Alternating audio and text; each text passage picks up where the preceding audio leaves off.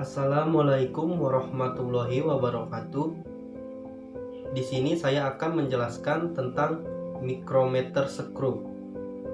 Sebelumnya perkenalkan, nama saya Sidki Fahmi dari Universitas Sultan Ageng Tirtayasa, jurusan Pendidikan Vokasional Teknik Mesin. Mari kita langsung saja ke pembahasannya. Micrometer screw adalah alat yang digunakan untuk mengukur benda-benda berukuran kecil dengan tingkat presisi yang cukup tinggi. Ketelitian micrometer screw bisa mencapai 0,01 mm. Bagian dan fungsi dari alat ukur micrometer screw.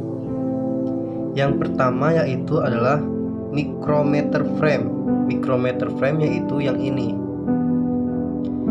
Micrometer frame adalah rangka dari micrometer screw yang fungsinya sebagai rangka untuk meletakkan komponen micrometer dan juga sebagai pegangan terhadap micrometer. Micrometer frame terbuat dari baja tuang yang menyerupai huruf C, sehingga profilnya terlihat kuat dan solid. Selain harus kuat, frame ini juga harus tahan terhadap pemuaian. Hal ini dikarenakan kalau frame memuai, maka akan ada penambahan jarak antara anvil dengan spindle. Imbasnya tentu hasil pengukuran kurang akurat.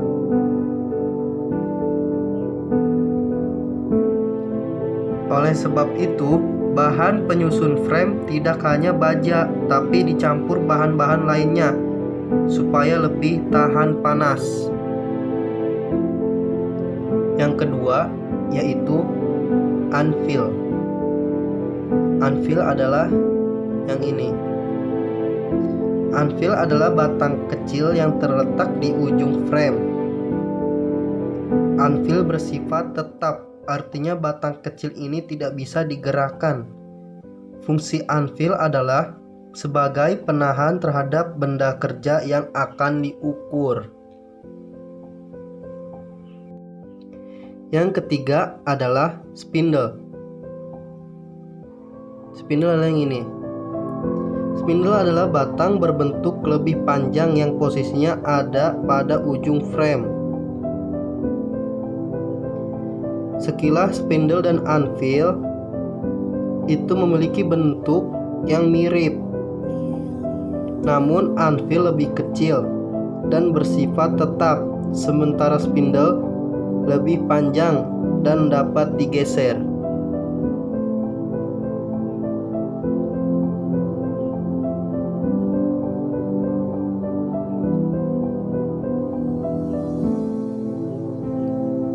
Fungsi spindle adalah sebagai penjepit benda kerja yang akan diukur.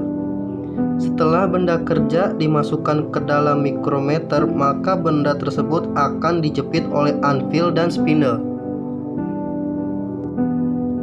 Yang keempat adalah sleeve. Sleeve adalah lintasan dari timbel. Sleeve berbentuk seperti tabung yang letaknya ada di ujung luar frame. Yang ini.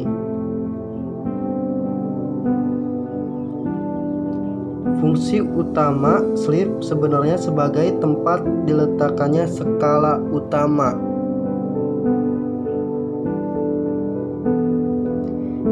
Yang kelima adalah timbel.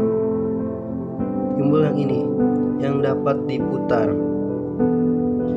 Timbel adalah bagian berbentuk tabung yang terletak di luar sleeve. Fungsi timbel adalah untuk meletakkan skala timbel. Timbel dapat diputar-putar ke kiri dan ke kanan, dan setiap putaran timbel akan menggerakkan spindle.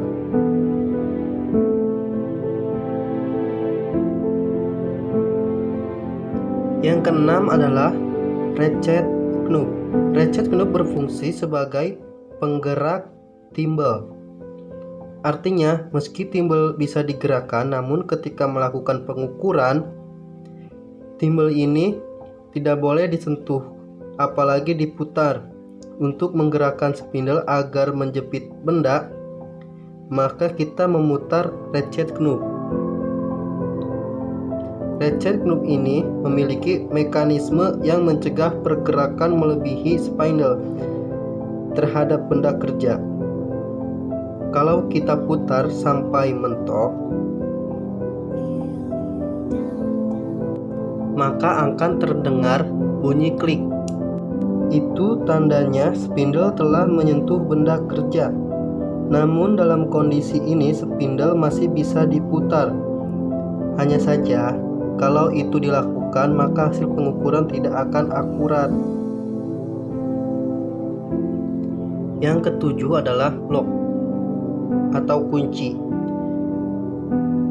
Lock berfungsi sebagai pengunci timbal agar tidak berputar, sehingga kita bisa leluasan membaca hasil pengukuran secara akurat. Ini adalah pengunci atau lock.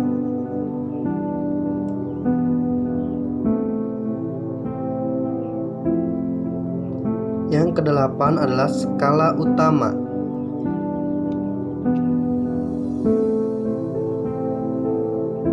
Ini skala utama.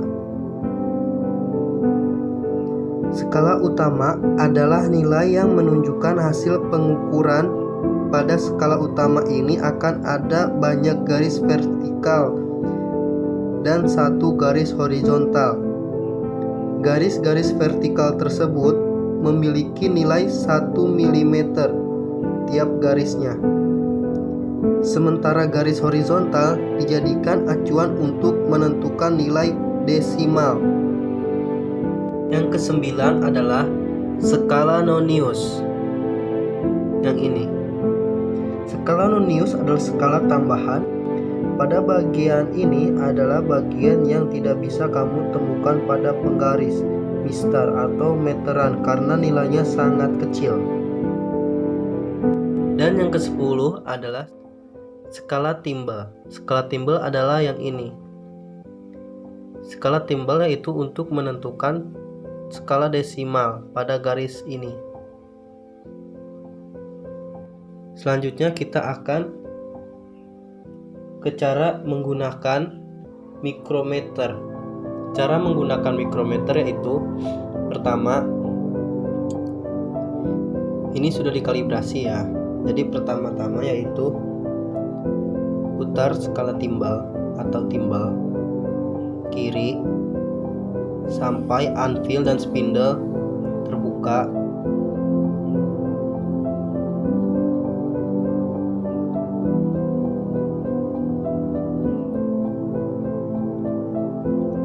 Sesudah terbuka, masukkan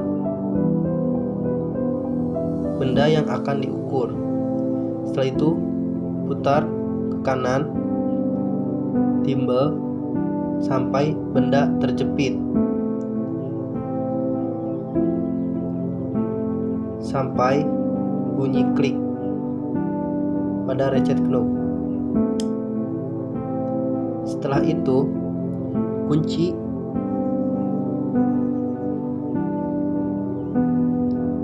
Dan setelah dikunci, kita langsung ke tahap cara membaca hasil pengukuran. Sebelumnya, apabila garis di bawah sudah melewati garis, yaitu adalah hasilnya 0,50. Kalau sebelum melewati garis, itu artinya 0,00 skala Noniusnya. Contohnya 0,50 yaitu seperti ini. Dia sudah masuk ke 15, tapi dia belum masuk ke 16, ke selanjutnya. Di bawahnya dia sudah melewati garis.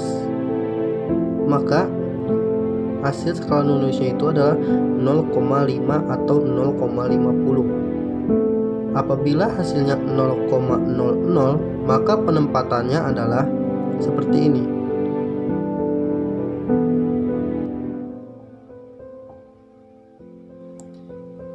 (15) Tetapi dia belum bertemu dengan garis, belum melewati garis skala nonius yang di bawah.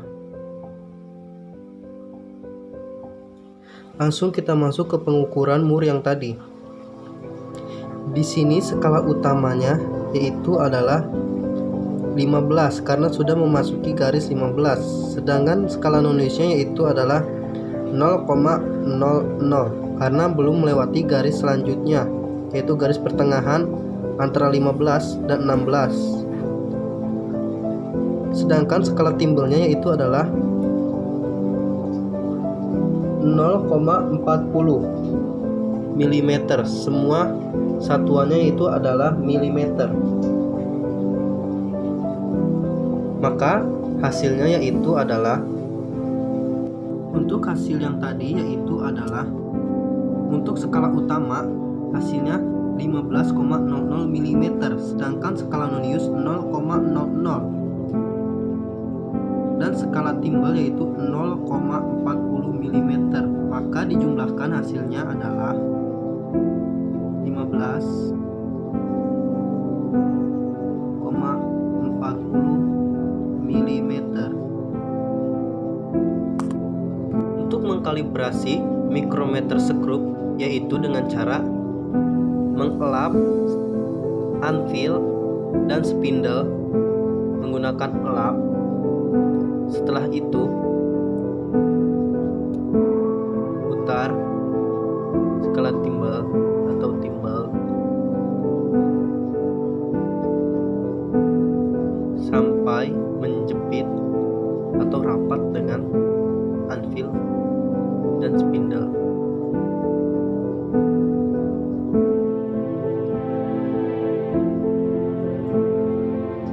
Apabila